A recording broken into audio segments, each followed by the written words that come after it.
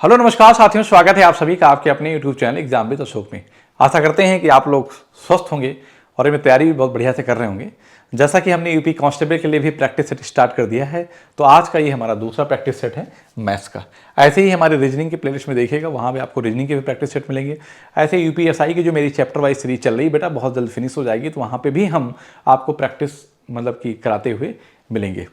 आप देखिएगा कि यूपी पुलिस में क्वेश्चन बहुत आसान आते हैं। अगर हमारी आप 20-25 क्लास या जो भी 30 क्लासेस बनेंगी प्रैक्टिस में, इसमें PYQs भी कराएंगे हम, है ना। लेकिन एज ए प्रैक्टिस रहेगी, चैप्टर वाइज नहीं कराएंगे, क्योंकि चैप्टर वाइज मैंने रेलवे में कराया है, UPSI में कराया है, तो वहाँ से आप अपने चैप्टर को क्लियर कर सकते हैं, कंसेप्ट तो वही है, ठीक है ना।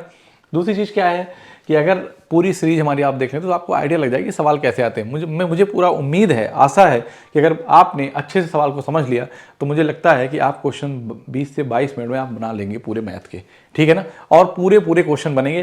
पहली बात तो पेन ही नहीं चलाना पड़ेगा आधे क्वेश्चन में, ठीक है ना। आपकी जो कहते नहीं मानसिक जो वो डेवलपमेंट है वो इतना फास्ट हो जाएगा कि आप सवाल देखते ही करने लगेंगे, ठीक है ना। तो शुरू करते हैं। आज का जो मेरा पहला क्वेश्चन वो क्या है कि संख्या 3 की पावर 101 में इकाई के स्थान पर आने वाला अंक क्या होगा। आप जानते हैं कोई भी ये संख्या कैसी है तो आप कहेंगे सर एक संख्या घातांकीय संख्या है। क्या है ये? घातांकीय संख्या है। अगर संख्या घातांकीय है तो मुझे पता है कि कोई जो संख्याएं लिखी होती हैं, कोई भी संख्या अगर लिखी है तो उसका इकाई अंक या तो 0 होगा, या तो 1 होगा, या तो 2 होगा, या 3 होगा, या 4 होगा, या 5 होगा, या 6 होगा, या 7 होगा, या 8 होगा, या 9 होगा। बस ज़्यादा क्या हो सकता है। तो मैंने आपको बताया है कि अगर कोई घातांकीय संख्या 0, 1 है ना, और 0, 1, 5, 6 है, तो उस संख्या का इकाई अंक भी क्रमशः 0, 1, 5, 6 ही होगा। क्लियर है बात। फिर मैंने बताया कि 3 और 4 के लिए सेम केस, मैंने बताया कि 4 और 9 के लिए सेम केस चलता है, इसमें इवन और ऑड चेक करते हैं हम। और यहाँ पे क्या देखते हैं कि हमारा क्या बचा, 2, 3, 7, 8, 2, 3, 7, 8, इसमें 4 की साइक्लिसिटी चलती है। क्या? 4 की साइक्लिसिटी चलती है। बताओ भाई कोई दिक्कत है क्या? आप कहेंगे नहीं सर, एक राई भर की भी कोई दिक्कत नहीं है। अगर इतनी बात आप पता है तो मैंने कहा कि 2, 3, 7, 8 में 4 की साइक्लिसिटी चलती है, मतलब हर 4 के बाद रिपीट करता है नंबर। तो 3 की पावर 101 लिखा है, जैसे भी कोई घातांकीय संख्या अगर आप देखेंगे उसका इकाई अंक 3 है तो आप उसकी घात को 4 से डिवाइड करेंगे, और 4 का विभाज्यता का नियम कहता है कि आखिरी के 2 अंक। इसका मतलब आपको इसको भी नहीं देखना है, तो इसमें रिमाइंडर कितना आ जाएगा, तो आप कहेंगे सर रिमाइंडर 1 आ जाएगा। जो रिमाइंडर 1 आएगा तो उसका इकाई अंक कितना आ जाएगा, 3 आ जाएगा। तो इसका मतलब है कि 3 की पावर 101 का जो इकाई अंक होगा वो बेटा कितना बन जाएगा, तो आप कहेंगे कि 3 बनेगा। So option D is the right answer. Clear है बात? आप कहेंगे यस सर कोई दिक्कत नहीं है। नेक्स्ट क्वेश्चन की तरफ आते हैं। बताओ भाई कि 1/2 की पावर -1/√2 लिखा है। अच्छा मुझे बताओ कि अगर इसे लिखा है x की पावर 1/2 लिखा है तो इसका क्या मतलब है। तो आप कहेंगे सर √x लिखा हुआ है, यही तो कहेंगे। अगर ये लिखा हुआ है कि x की पावर -1 लिखा है तो इसको हम क्या लिखेंगे, 1/x लिख देंगे। हम लिखेंगे नहीं लिखेंगे, मतलब अगर पावर में अगर माइनस है तो न्यूमरेटर और डिनोमिनेटर के अगर इंटरचेंज कर दें तो पावर क्या हो जाती है, पॉजिटिव हो जाती है। इसका मतलब ये है कि 1/2 इसको मैं क्या लिख सकता हूँ, मेरी बात को समझो। 1/2 बेटा ये सवाल आप ओरली सॉल्व कर सकते हैं। 1/2 की पावर -1/2 है तो -1 गुणे 1/2 लिख दूँ, कोई दिक्कत। इसका मतलब है कि अब मैं इसको ऐसे लिख दूँ, 1/2 की पावर -1 अगर कहूँ, इतने पे फोकस करूँ, तो मैं यहाँ पे क्या कहूँगा कि ये माइनस हटाने के लिए मुझे इसको क्या लिखना पड़ेगा, 2, और 2 की पावर 1/2 हो जाएगा।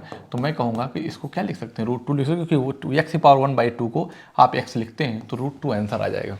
क्या आप बात समझे कि नहीं समझे मेरी? यस, आपको समझ में आ गया होगा, ठीक है ना बात।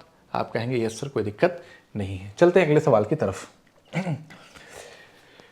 0.18 तथा 0.36 का HCF क्या होगा। मैंने आपसे बताया कि किसी दी गई संख्याओं का HCF, किन्हीं दी गई संख्याओं का HCF क्या निकालना है, HCF सबसे छोटी संख्या के बराबर या उससे छोटा होगा।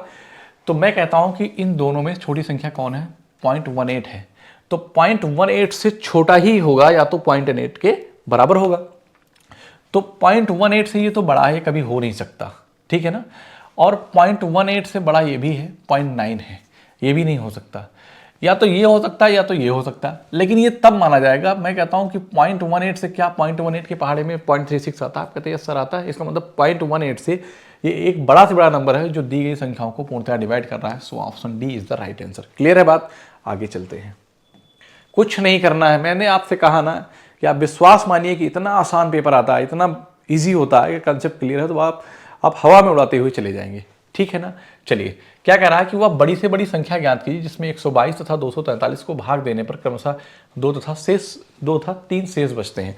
मेरी बात ध्यान सुनो कि नंबर क्या दिया गया है, मतलब आपसे बड़ी से बड़ी संख्या पूछा है, इसका मतलब इन दोनों नंबर का एचसीएफ निकालना है। लेकिन मैं कहता हूं कि अगर 122 और 243 में से मैं 3 घटा दूं और मैं यहां से 2 घटा दूं तो ये कितना हो जाएगा? 120 हो जाएगा। और ये कितना हो जाएगा? आप कहेंगे सर 240 हो जाएगा।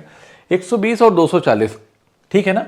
अब मैं कहता हूं कि कौन सा वो बड़ा से बड़ा नंबर, सवाल बदल गया मेरा, वह कौन सा बड़ा से बड़ा नंबर है जो 120 और 240 को पूर्णतः क्या करेगा? डिवाइड करेगा। 120 और 240 को वो कौन सा बड़ा से बड़ा नंबर है जो पूर्णतः डिवाइड करेगा? तो आप कहेंगे सर मैंने कहा कि इसका मतलब इन दोनों नंबर का आपको एचसीएफ, इसका और इसका अब एचसीएफ निकालना है। एचसीएफ निकालने के लिए जो इसका मतलब है कि जो संख्याएं ऑप्शन में दी गई हैं सबसे बड़ी संख्या पहले चेक करेंगे। तो मैं कहता हूं कि 120 के पहाड़े में दोनों आ जाता है, 120 एक कम 120, 120 दूना 240, तो मैं बस कहूंगा यही होगा। आपके मन में एक सवाल आया कि सर 24 से भी तो कट रहा है और 12 से भी कट रहा है। भैया आपको नहीं देखना, आपको आंसर वो बताना है। एचसीएफ क्या कहता है कि हाईएस्ट कॉमन फैक्टर, वो बड़ा से बड़ा नंबर आपको बताना है, ठीक है ना? और 30 से भी कट रहा है तो लेकिन कोई नहीं होगा, वही होगा जो सबसे बड़ा नंबर होगा ऑप्शन में। तो 120 यहाँ पे क्या बन जाएगा? एचसीएफ बन जाएगा। आप कहेंगे सर इसका एचसीएफ निकालो। अरे भैया काहे टाइम वेस्ट करोगे, ठीक है ना? क्यों टाइम वेस्ट करोगे? आप बस ऐसे ही कर लो, नहीं निकालना है तो आप 2 घटा के इनका एचसीएफ निकालो, डिफरेंस मेथड निकालो, चाहे जैसे निकालो 120 ही आएगा। पर करने की जरूरत नहीं है बेटा। यहाँ पे कह रहा है कि ए रेशियो भी 3:4 है, बी रेशियो सी 8:9 है, तो ए रेशियो सी क्या होगा? ए रेशियो सी क्या होगा? मुझे इतना पता है कि ए रेशियो सी मतलब ए जो होगा, जो सी होगा, मतलब ए और सी पूछा है। यहाँ पे सी कितना है, बी कितना है 8 है, और यहाँ पे कितना है 9 है, यहाँ पे बी 3 है, और यहाँ यहाँ बी कितना है, यहाँ 4 है, और ए कितना 3 है। मैं यहाँ पे ये कह सकता हूँ कि ये बात गलत है। बी यहाँ पे 4 है और यहाँ पे कितना 8 है, तो इसे मुझे 2 से गुणा करना पड़ेगा। तो मैं आराम से ये कह सकता हूँ कि 2 तिहाई 6 और 2 चौको 8। तो बस आपको ए और सी बताना है। तो ए कितना है? 6 है, और सी कितना है? 9 है। तो ए और सी का जो अनुपात आएगा कितना बनेगा? 3 दूना 6 और 3 त्रिका 9। तो आप कहेंगे सर 2:3 हो जाएगा, ठीक है ना? क्लियर है बात कि नहीं? तो आप यही बस वही हो गया। अगर नहीं समझ में आया तो मैं देखो ऐसे भी कर सकते हैं इसको, अगर कुछ करना हो तो A ratio B ratio C. आप ए रेशियो बी कितना है? 3:4 है, और बी रेशियो सी कितना है? 8:9 है। यहाँ पे 4 होगा और यहाँ पे क्या होगा? 8 होगा। आप रेशियो ले लेंगे, क्या ले लेंगे? आप रेशियो ले लेंगे, ठीक है ना? रेशियो ले लिया आपने, ठीक। तो आपका जो अनुपात बन गया वो कितना बन गया? 8 त्रिक 24, 8 चौक 32, 9 चौक 36। तो आपसे पूछा क्या? ए और सी पूछा है, तो 12 दूना 24 और 12 तेई 36, तो 2:3 आ जाएगा, वही आंसर है। क्लियर है? पर इसको करने की ज़रूरत नहीं है, ठीक है ना? यही चीज़ें तो सीखना है, बचाना है टाइम, क्योंकि रीजनिंग में थोड़ा टाइम ले लेगा, रीजनिंग में थोड़ा सा टाइम ले लेगा। लेकिन यहाँ पे अगर टाइम आप ले लेंगे पूरा टाइम, अगर यहाँ से टाइम बचा के नहीं जाएंगे तो आप पेपर अच्छे से अटेम्प्ट नहीं कर पाएंगे। चलिए ठीक है। 3842 का 1/2 कितने नंबर का 15% 2449 होगा, ठीक है। तो मैं ये कहता हूँ, मैं कहता हूँ यहाँ पे कोई नंबर है, चलो अच्छा ठीक है। अगर कह रहा है कि का, यहाँ लिखता हूँ का 15% 2449, ये इधर जाएगा प्लस में है, इसका आधा हो जाएगा, तो 2 एक कम 2, 2 9 18, 2 दूना 4, 2 एक कम 2, ठीक है ना। तो 9 में से 1 गया, क्या हुआ? 8, 4 में से 2 गया 2, 4 14 में से 9 गया 5, कितना हो गया? 528। इसका मतलब है कि कोई एक ऐसी संख्या है x, कोई संख्या है जिसका 15% 528 है। आप चाहे जैसे बना लो, 15% 528, कोई भी संख्या अपने आप में कितना होती है? 100% होती है ना। तो मैं कहता हूं कि 15% की वैल्यू चाहे जैसे आप कर लो बेटा, बहुत सारे तरीके हैं।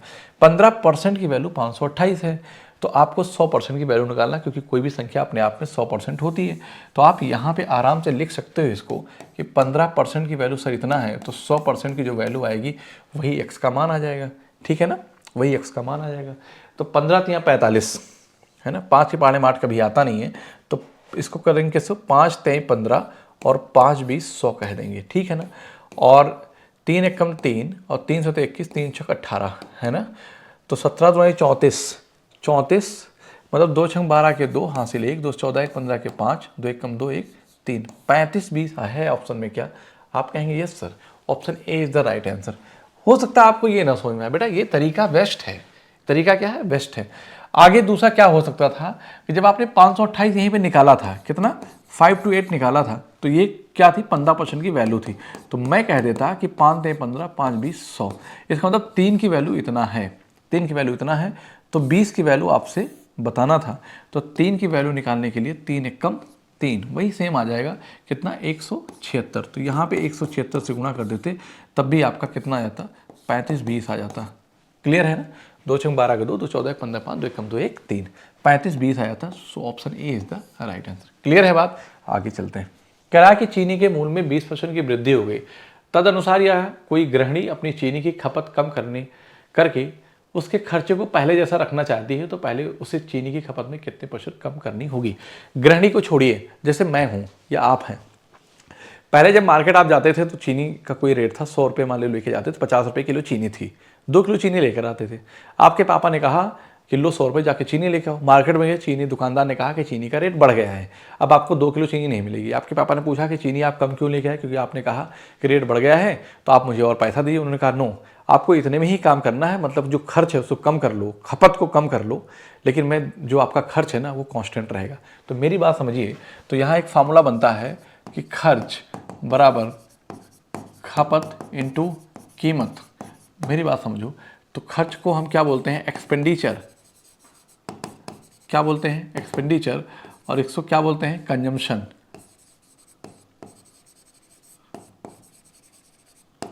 Into price, consumption into price, मतलब कीमत इनटू खपत। मतलब हम ये कहेंगे कि जो एक्सपेंडिचर है मतलब कि जो खर्च है वो कांस्टेंट है, मतलब कि 2 वेरिएबल का प्रोडक्ट कांस्टेंट है, तो एक जिस रेशियो में रहेगा दूसरा उससे उल्टे रेशियो में रहेगा। तो मैं कह दूं कि पहले चीनी के मूल्य में अर्थात कीमत में, तो यहाँ पे मैं क्या लिखूंगा बेटा, कीमत लिखूंगा। कीमत 20% को 1 बटे क्या लिखेंगे, 5 लिखेंगे, प्लस वृद्धि हुई, पहले 5 थी, बाद में कितना हो गई, 6 हो गई। तो मैं यहाँ पे लिखना चाहूँ तो मैं लिख दूँ पहले, और क्या लिखूंगा बाद में, पहले 5 थी फिर कितनी हो गई, 6 हो गई। तदनुसार यदि कोई गृहिणी अपनी चीनी की खपत में कम करने के लिए खर्च से पहले जैसा रखना चाहती है, इसका मतलब ये कांस्टेंट है। तो मैंने कहा 2 वेरिएबल का अगर प्रोडक्ट कांस्टेंट है तो एक जिस अनुपात में होगा दूसरे उसके उल्टे अनुपात में होगा। इसका मतलब है कि हमारा यहाँ पे जो खपत है ना उसमें मुझे क्या करना होगा, कमी करनी होगी। तो खपत पहले मेरी कितनी थी, 6 थी, अभी कितनी होगी, 5 हो गई। आप कहेंगे जी सर कोई दिक्कत यहाँ तक नहीं है, पहले खपत कितनी थी, 6 थी, अभी कितनी हो गई, 5 हो गई। तो 6 से कितना हो गया, 5 हो गया, मतलब कितने की कमी हुई, 1 की। तो पर 100 से गुणा करेंगे तो 16 से ही 2 बटे कितना हो जाएगा, 3%। 16 से ही 2 बटे 3% होगा। तो option B is the right answer. तो आप ये चाहते तो आप सेकेंड रूम बना सकते हैं, फिर भी हमने आपको ये बात यहाँ पे समझाई है कि आप इस वाले लॉजिक से सवाल को बनाएंगे। क्लियर है। आप यहाँ कहते हैं कि 5 से 6 हो रहा है तो 6 से क्या हो जाएगा, 5 हो जाएगा। जब 6 से 5 होगा तो एक कमी हो जाएगी, तो 100 से गुणा कर देंगे, 16.5 से 2 बटे 3% आ जाएगा, खत्म सवाल। तो इतना लिखने की जरूरत नहीं है कि आपको पेपर में इतना नहीं लिखना है। आगे चलते हैं। यदि एक व्यापारी एक वस्तु के अंकित मूल्य पर 15% था 10% की क्रमिक छूट देकर 3060 में बेचता है, तो उस वस्तु का अंकित मूल्य कितना, मतलब कि मूल्य कितनी है, मतलब अंकित मूल्य हमेशा डिस्काउंट किस पे मिलता है, एमआरपी मिलता है। मैं मान लूँ कि अगर वस्तु की एमआरपी x रुपये है तो x पे पहले क्या मिला, 15% डिस्काउंट मिला, इसका मतलब वस्तु को 85% में बेचा गया। फिर से क्या मिला, 10% और डिस्काउंट दे दिया गया, तो वस्तु को 90% में वस्तु बेची गई। तो वस्तु की कीमत कितनी हो गई, 3060 रुपये की बेचता है। अब मतलब 2 डिस्काउंट दे दिया। आप चाहो तो सक्सेसिव डिस्काउंट लगा के भी वहाँ से वैल्यू आप निकाल सकते हो, परसेंट की डायरेक्ट निकाल दो, लेकिन ठीक है क्योंकि ये नंबर 9 से कट जा रहा है तो यहाँ से इसको कट करूँगा, ठीक है ना। और मैं ये कहूँगा कि 9 त्रिक 27, 9 चौक 36, 340, 17 पचे 85, 17 दुनाई 34, कितना हो गया, 20 हो गया। तो ये 1000 है और ये कितना हो जाएगा, तो x की वैल्यू कितना आ जाएगी बेटा, हाँ ये 5 दुनाई 10, तो कितना होगा 200, 2 दूना 4, मतलब कहने का है कि 4 करोगे 2 जीरो ये और 1 जीरो ये, कितना आ जाएगा 3 जीरो आ जाएगा। तो कितना हो गया, तो आप कहेंगे सर कि 4000 रुपये। So option D is the right answer. बताओ कोई दिक्कत है क्या? आपने मान लिया कि वस्तु का एमआरपी, देखो डिस्काउंट हमेशा किससे मिलता है, एमआरपी पे मिलता है, ठीक है ना। जैसे हमारी ये शर्ट है, हम दुकानदार के पास जाएंगे तो वो इस पर अगर ये 800 रुपये खरीद के लाया है तो वो कम से कम 1600 रुपये इस पर टैक्स चिपकाएगा, उसके बाद कहेगा कि 40% डिस्काउंट है। कितना है? 40% डिस्काउंट, तब मुझे बेचेगा। तो क्या अपने सीपी पे थोड़ी डिस्काउंट देगा, डिस्काउंट हमेशा एमआरपी पे होता है, अदरवाइज वो घाटे में चला जाएगा बेटा। कहाँ जाएगा? घाटे में चला जाएगा। क्लियर है बात? आप कहेंगे यस सर, कोई दिक्कत नहीं है। आगे चलते हैं। यहाँ पे क्या कह रहा है कि कितने वर्षों में 12% वार्षिक दर से 3000 का साधारण ब्याज 1080 हो जाएगा, ठीक है ना। आपसे क्या पूछा है, ये क्या है? साधारण ब्याज है, ये क्या है? प्रिंसिपल है, ये क्या है? रेट है, ठीक। आप जानते हैं, यहीं से सिंपल लगा दो कि पी आर टी अपान क्या है, 100 है। आपसे समय पूछा गया है, क्या समय? सिंपल इंटरेस्ट कितना मिल रहा है? 1080, 1080, ये बिल्कुल आसान तरीका है। प्रिंसिपल कितना है? प्रिंसिपल बेटा 3000 है। रेट कितना है? 12 है। समय कितना है? टी है। और क्या हो गया? 100 हो गया। 1 2 यहाँ से ये कट जाएगा, ठीक है। 12 9 108, तो टी की वैल्यू कितना आ गई? तो आप कहेंगे सर अच्छा ये 9 आया और इधर 3 भी तो है, तो 3 3 का 9, तो टी कितना मिल गया? 3। तो टी इज इक्वल टू कितना आ गया बेटा? 3 वर्ष आ गया। बस और कुछ नहीं करना, मैंने सिंपली कैलकुलेट कर दिया है। नहीं आया समझ में? आप देख लीजिए कि मैंने कैसे कैलकुलेट किया है। देखो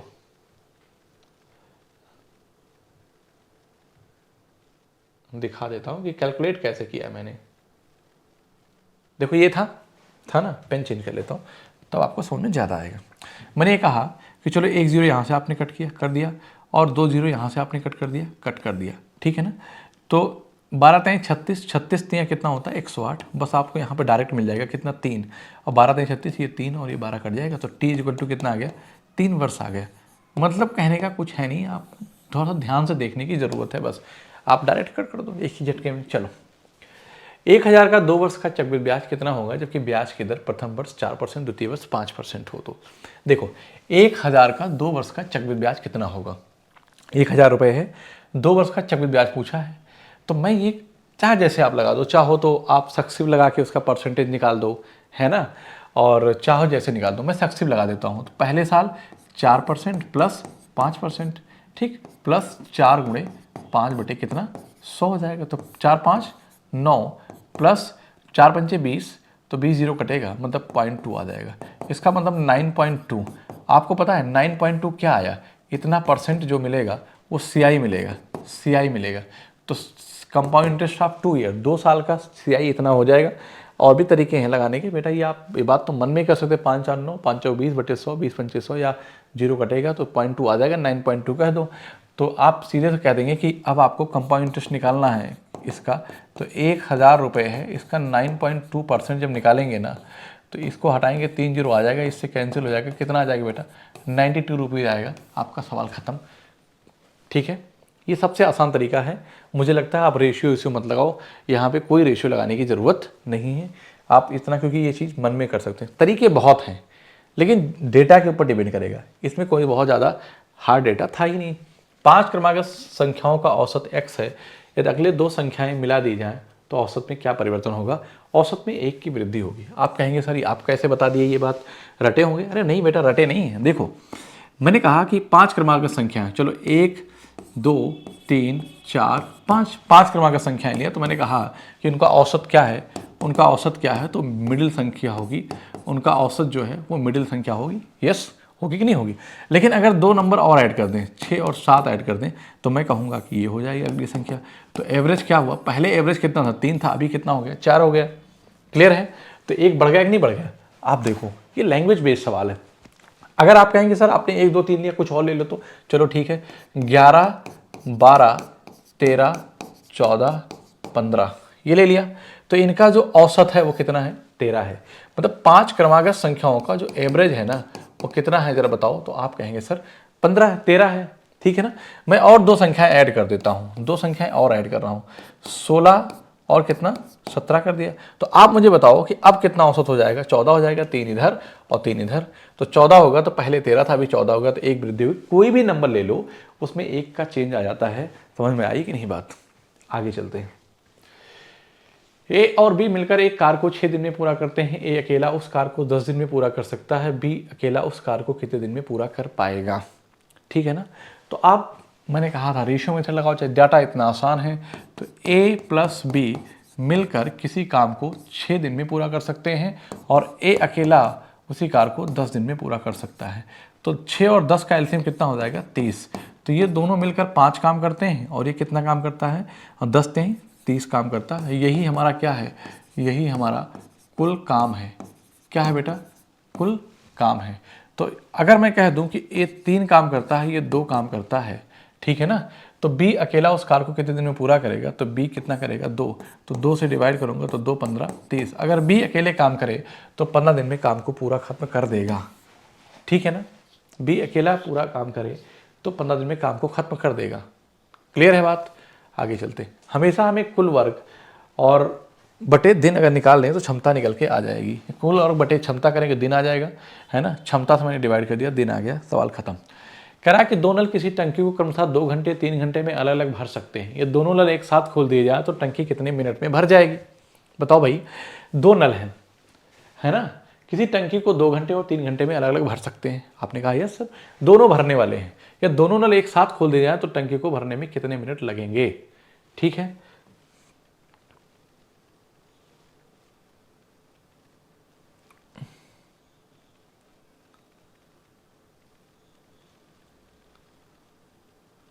हाँ ठीक है। एक चीज देख रहा था इसमें,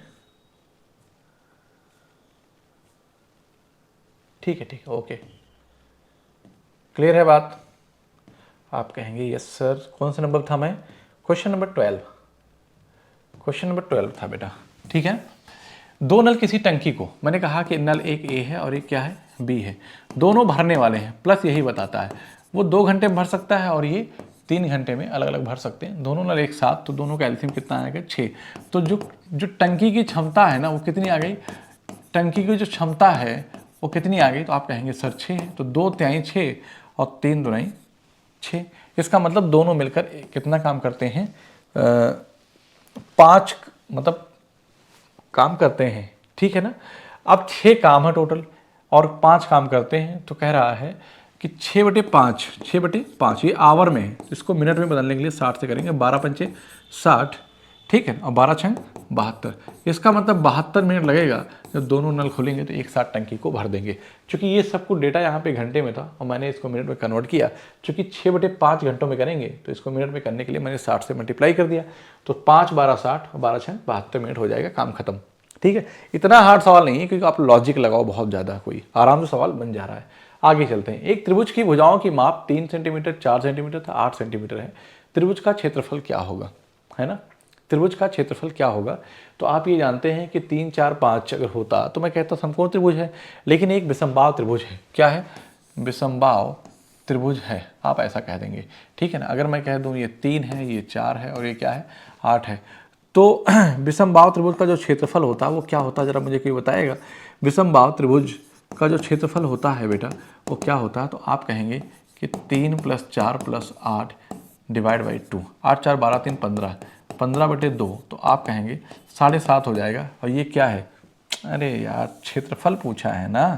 विषमबाहु त्रिभुज का क्षेत्रफल जो होगा √S × S - A S - B और S - C हो जाएगा। ठीक है। पर S क्या है? S = अर्ध परिमाप है। क्या है? अर्ध परिमाप है। अगर अर्ध परिमाप है तो A + B + C/2 हो जाएगा। ठीक है। A + B + C/2 हो जाएगा। तो आप जोड़ लीजिए यहाँ पे अर्ध परिमाप 8 3 + 4 + 8 / 2। 8 4 12 3 15, 15 / 2 कितना आ जाएगा? 7.5 आ जाएगा। आप कहेंगे यस सर कोई दिक्कत नहीं है। तो यही आप किस में आएगा? सेंटीमीटर में आएगा। 7.5 सेंटीमीटर में आ जाएगा। क्लियर है बात? आप कहेंगे यस सर कोई दिक्कत नहीं है। तो क्षेत्रफल जब निकालोगे ना, हमसे क्या पूछा है? क्षेत्रफल पूछा और क्षेत्रफल क्या है, विसंबाहु त्रिभुज है। तो यहीं से मैं क्या लिखूंगा कि area of a triangle, scalene triangle, तो एस कितना है 7.5, ध्यान देना। ठीक, अब 7.5 में से मैं 3 घटाऊंगा तो 4.5 बच जाएगा। ठीक, एस माइनस बी 4 घटाऊंगा तो क्या बचेगा 3.5 हो जाएगा, ध्यान दीजिएगा। और 8 घटाऊंगा, क्या घटाऊंगा 3 4 8, तो बेटा माइनस में आ जाएगा, और माइनस में आएगा तो संभव नहीं है। वैसे भी आप देखिए कि यहाँ पे माइनस में आएगा तो option D is the right answer, संभव नहीं है ना। त्रिभुज का क्षेत्रफल, क्यों त्रिभुज का क्षेत्रफल कहीं माइनस में जाएगा क्या? आप कहेंगे कैसे सर? अरे भाई एस माइनस सी, अगर ये ए है, ये ए है, ये बी है, और ये क्या है सी है, ये 8 हो गया। तो यहाँ से मैं क्या कहूँगा कि 7.5 माइनस 8 करूँगा तो क्या आ जाएगा, माइनस का 0.5 आएगा। कभी किसी, अब 0.5 आ गया मतलब कहने का है कि माइनस का 0.5 आ गया। अब माइनस तो रहेगा ही रहेगा, मतलब माइनस में क्या कहेंगे आप कि क्या किसी त्रिभुज का क्षेत्रफल माइनस में होगा क्या? 0 हो सकता है माइनस, मतलब कहने का है कि संभव नहीं है।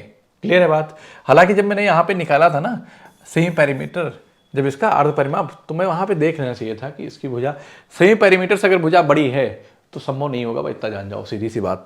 ठीक है, आगे चलते हैं। कह रहा है कि 3 व्यक्ति साझेदार में 600, 800 था 1000 लगाते हैं, ये 480 का लाभ हुआ तो पहले व्यक्ति को कितना मिलेगा? मतलब आप जानते हैं ना कि जब भी कोई पूंजी लगाते हैं, बिजनेस शुरू किया, तो पूंजी इंटू जो समय करेंगे बेटा, तो वही हमारा क्या कहलाएगा, वही हमारा लाभ कहलाएगा। तो profit directly proportional to investment into time के, किसके? इन्वेस्टमेंट इनटू टाइम के। तो हम यहाँ पे कहेंगे 600, 800, 1000 है। क्या है ये? 3 व्यक्तियों के ये पैसा लगाते, इन्वेस्टमेंट है, टाइम कांस्टेंट है। तो जो अनुपात पर यहाँ पे क्या है, टाइम नियत है बेटा, टाइम क्या है, नियत है। आप नहीं समझे बात, टाइम क्या है, नियत है। जब टाइम नियत मीन्स फिक्स है, तो जो अनुपात इन्वेस्टमेंट का होगा वही अनुपात क्या होगा, प्रॉफिट का होगा। ये क्या दिया है, इतना लगाते हैं, मतलब इन्वेस्टमेंट का अनुपात दे रखा है। तो आई की वैल्यू जो दिया है, 3 व्यक्ति मैं कह दूं ए बी और सी हैं, इन्होंने 600 लगाया, तो मैं यहीं पे क्या करूंगा, 2 से कट कर दूंगा, तो 2 तिहाई 6, 2 चौको 8, 2 पंचे 10, आप कट कर दिए। तो इन्होंने इसका मतलब क्या लगाया कि 3:4:5 के अनुपात में पैसा लगाया। 3:4:5 के अनुपात में पैसा लगाया। यदि 480 का लाभ हुआ तो पहले व्यक्ति को कितना मिलेगा? अरे भाई, तो मैंने कहा कि जो इन्वेस्टमेंट का अगर टाइम नियत है, टाइम सबने क्या लगाया, 1-1 वर्ष के लिए लगाया, टाइम नहीं दिया गया, मतलब फिक्स टाइम है, सबका सेम टाइम है। तो यहाँ पे इन्वेस्टमेंट का जो अनुपात होगा वही हमारा क्या होगा, प्रॉफिट का अनुपात हो जाएगा। अब कह रहा है कि यदि 480 का लाभ हुआ तो पहले व्यक्ति को कितना मिला? तो मैं कहूँगा पहला व्यक्ति जो भी आंसर होगा 3 का मल्टीपल होगा, और 3 का मल्टीपल ये है और ये नहीं है और ये नहीं है। इसका मतलब इन दोनों में से कोई आंसर आएगा। तो 5 4 9 3 12 यूनिट की वैल्यू, मैं यहाँ से कह सकता हूँ कि 12 की वैल्यू कितना है, 12 की वैल्यू 480 है। तो 3 की वैल्यू कितना हो जाएगा, 12 चौक 48, 4 3 12, 120। इसका मतलब है कि 120 रुपये का क्या होगा, एक को लाभ मिलेगा। आई होप कि आपको समझ में आया होगा। बहुत आसान सवाल है कि नहीं? बस आपको पार्टनरशिप को कंसेप्ट अच्छे से आना चाहिए। अगर नहीं आया समझ में सवाल, तो अगर आप पार्टनरशिप पढ़ना चाहते हो तो हमारे जाइए प्लेलिस्ट में, वहाँ पे मैंने यूपीएसआई के लिए जो जबरदस्त सवाल कराए हैं कि अगर आप उनको पढ़ लिए, आप कोई भी एग्जाम दे दीजिए, उससे बाहर सवाल आ ही नहीं सकता। चलते हैं आगे, आप देख लीजिएगा जाके। 15 मीटर पर सेकंड का रूपांतरण किलोमीटर पर आवर में क्या होगा? तो जब 15 है तो किलोमीटर में पर आवर में बदलेंगे, तो 18/5 से क्या करेंगे बेटा, गुणा कर देंगे। तो 5 3 15 और 18 3 कितना हो जाएगा, 54 किलोमीटर पर आवर। बताओ भाई, कोई दिक्कत किसी बच्चे को? कितना हो जाएगा, 54 kilometre per hour, 54 kilometre per hour. आगे चलो, 300 मीटर लंबी रेलगाड़ी 700 मीटर की एक सुरंग को 50 किलोमीटर पर आवर की चाल से कितने समय में पार करेगी? यहाँ पे देखिए कि 300 मीटर लंबी रेलगाड़ी है, ठीक है ना। जब भी कोई ट्रेन किसी भी प्लेटफॉर्म, किसी पुल, किसी सुरंग, किसी ब्रिज को पार करती है, तो अपनी लंबाई प्लस प्लेटफॉर्म की लंबाई दोनों को, मतलब जो भी ऑब्जेक्ट है जिसकी दूरी है, तो मैं कहूँगा कि पहले जो डिस्टेंस है ना कितनी क्रॉस करेगा। तो हमसे क्या पूछा, समय पूछा। तो हम जानते हैं कि दूरी बराबर क्या होता है, दूरी बराबर 4 गुणे समय होता है। आप सेकंडों में सवाल कर सकते हैं, पहले इस बात को समझ तो लें अच्छे से। तो हमें क्या निकालना, समय निकालना है। किसमें, समय में। मैंने आपको बताया कि समय सेकंड में है, तो चाल जो होगी मीटर पर सेकंड में होगी। तो आप जब ट्रेन कोई क्रॉस करेगी, जो डिस्टेंस होगी ना, ट्रेन जो है अपनी लंबाई प्लस जो 300 मीटर लंबी है, 700 मीटर एक सुरंग की भी लंबाई होगी। मतलब कि जो डिस्टेंस है ना वो length of the train plus length of the जो सुरंग है, लेंथ ऑफ द सुरंग, लेंथ ऑफ द सुरंग, तो कितना हो जाएगा 300 प्लस 700 बराबर 1000 मीटर हो जाएगा। क्या कहा आपने, 1000 मीटर हो जाएगा। तो यहाँ पे जब मैं 1000 लिखूंगा ना और इसकी चाल 50 किलोमीटर पर आवर है तो 5/18 से गुणा करूंगा तो यहाँ जाएगा, ठीक है ना, 55 25 और 25 चौका 100 हो जाएगा, 40 हो जाएगा, 8 चौक 32, कितना हो जाएगा, अरे 18 चौक 72, अरे भाई एक मिनट, हाँ देखो 50 25 250, 250 चौका क्या हो जाएगा, ये हो जाएगा, और 18 चौक 72 तो कितना आ जाएगा, 72 सेकेंड आ जाएगा। 7.2 सेकेंड नहीं आएगा बेटा, 72 सेकेंड आ जाएगा। ध्यान दीजिएगा, क्लियर है ना, कि जब भी ट्रेन किसी प्लेटफॉर्म, किसी ब्रिज, किसी सुरंग, किसी पुल को पार करेगी तो अपनी लंबाई प्लस प्लेटफॉर्म की लंबाई या सुरंग की लंबाई या उस ब्रिज की लंबाई, तो यहाँ पे टोटल डिस्टेंस जो होगी 300 प्लस 700 तो 1000 हो गई। इसका मतलब 1000 मीटर की दूरी 50 किलोमीटर पर आवर की स्पीड से, तो इसको मैंने 5/18 कर दिया तो मीटर पर सेकंड में 72 सेकंड आ गया, काम खत्म। आगे चलते हैं। 120 तथा 300 के बीच कितनी पूर्ण वृत्त संख्याएं हैं, है ना, वृत्त नहीं पूर्ण वर्ग संख्याएं हैं बेटा, क्या होगी, कितनी पूर्ण वर्ग संख्याएं हैं, ठीक है ना, आप कहेंगे यस सर, हाँ, तो 120 तथा 320 के बीच कितनी पूर्ण वर्ग संख्याएं हैं। अब आप पूर्ण वर्ग संख्याएं अगर लिखना चाहेंगे तो ये जानते हैं कि 120 से जस्ट बड़ी नंबर कौन सी है, तो 11 ग्रहम 121, आप ध्यान देना 11 ग्रहम 121, आप कहेंगे यस सर, एक नंबर तो ये है। फिर 12 ग्रहम 144, आप मैं ऐसे भी कह दूं कि 17 17 289 होता है, 18 324 होगा, मतलब 17 तक जाएगा। कहाँ से, 11 से लेकर 17 तक जाएगा। तो आप जोड़ लो, 11 6 17 होता है, मतलब कि 6 7 संख्याएं होंगी, तो 7 ऑप्शन आ जाएगा। अभी नहीं समझ में आया तो अब देखो कैसे, 11 का स्क्वायर किया, फिर मैंने क्या किया 12 का स्क्वायर किया, मैं 13 का स्क्वायर करूंगा, फिर मैं 14 का स्क्वायर करूंगा, 15 का स्क्वायर करूंगा, फिर मैं 16 का स्क्वायर करूंगा, उसके बाद 17 का स्क्वायर करूंगा। तो 13 का स्क्वायर क्या हो जाएगा 169, 14 का स्क्वायर 196, 15 का 225 और 16 का 256, 17 का 289, कितनी संख्याएं हो गई बताओ, 120 से जस्ट बड़ी और 300 से जस्ट छोटी, तो कहेंगे 1 2 3 4 5 6 7, यही बात तो मैंने कहा था। इसका मतलब पहला नंबर पता चल जाए और लास्ट पता चल जाए तो आप जोड़ के बता सकते हैं कितनी संख्या है, तो यहाँ पे 7 आपका ऑप्शन बन जाएगा। So option C is the right answer. Okay, आगे चलते हैं। कह रहा है कि 6.25 plus 625.75 plus 450.5 plus question mark into 3/5 equal to 750, ये दिया है। तो अब मेरी बात ध्यान सुनिएगा कि बहुत सारे तरीके करने के, लेकिन 5 से जब मल्टीप्लाई करेंगे ना इसको, यहाँ पे मतलब 3/5 से कर देंगे, तो मैं कहता हूँ कि 1/3 इधर ले लो, 3 से कट कर देगा। देखो ऐसे करता हूँ, इस 5 को अंदर ले आऊँगा, 3 को से कट कर दूंगा, तो मैं यहाँ पे लिखूँगा क्या कि 625, इससे फ़ायदा मुझे क्या होगा बता देता हूँ मैं, 450.5 होगी, ये 5 के मल्टीपल है, तो 5 इसके नीचे ले आया, 5 इसके नीचे ले आया, प्लस यहाँ भी रहेगा x/5 यहाँ रहेगा, याद रखना, क्योंकि यहाँ मैंने कहा मान लीजिए क्वेश्चन मार्क नंबर है, कौन सा है, x है, ठीक है ना, यहाँ भी रहेगा, और ये 3 से इसको कट गया, 25 3 75, तो कितना हो जाएगा 250। आप इधर 250 लिख देंगे। इससे फ़ायदा क्या हुआ, आपके मन में आ रहा होगा कि गुरुजी फ़ायदा क्या हुआ इससे, फ़ायदा इससे ये हो गया कि ये जो नंबर है ना ये कट रहा है 5 से, देखो कैसे, 125 पंजे 125.15 ठीक है ना, और 5 9 45 90.1 हो गया, ठीक है। अब आप क्या करोगे कि x/5 है ना इज इक्वल टू, ये 250 तो है ही, आप इधर जाओगे तो माइनस हो जाएगा 125 और 90, आप इसको जोड़ लो 0 ऐसे करके, ठीक है ना, तो 5 ये क्या हो जाएगा 5 ही रहेगा, है ना, और 1 1 2 हो जाएगा, ठीक है ना, और ये क्या हो जाएगा, ये 5 होगा, और ये क्या होगा, ये 2 होगा, और नो नो नो नो नो नो नो नो 5 और 9 2 11 के 1, 9 2 11 के 1 हासिल 1 1 1 2, 215.25 आएगा, इसका मतलब क्या हुआ 15, तो 5 20 35, 34.75 आ जाएगा। क्या है 34.75 आ गया। x/5 इक्वल टू, तो x इक्वल टू जो हो जाएगा 34.75 गुणे 5, ठीक है ना, गुणे 5। हालांकि नंबर 25 से कट जाएगा, यहाँ पे आप क्या करो 100 कर दो, और 25 गुणा करने से बेहतर है आप चाहो तो देख लो। चलो ठीक है, नहीं मैं गुणा ही कर देता हूँ बेटा डायरेक्ट, ठीक है ना।